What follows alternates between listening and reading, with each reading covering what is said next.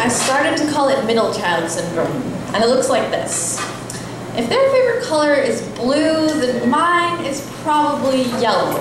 And if everyone else is watching TV, then Hello is sitting in the corner writing journal entries about what a hilarious 8-year-old I am, and how in 10 years, when I'm really old, I'll read this in hysterics.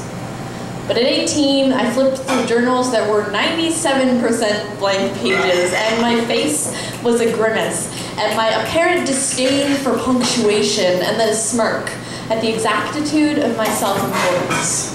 Because you see, another symptom of my self-invented syndrome is perfectionism, and I can't tell you how many hours I have spent trying to please those who would never care what I meant, but I can tell you that it makes your skin feel rough when the definition of enough is on the run.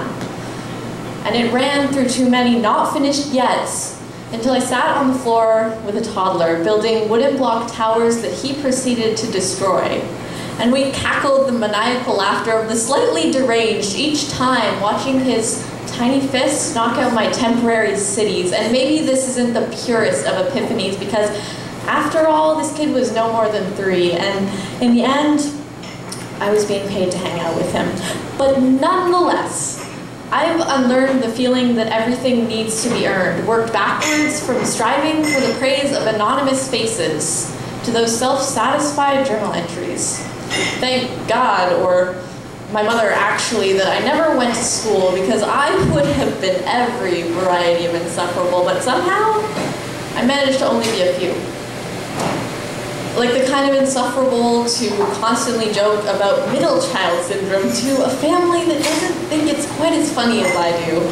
The kind of insufferable to write text messages to you repeatedly just to make sure that you don't want to hear from me. And the kind of insufferable to end poems, like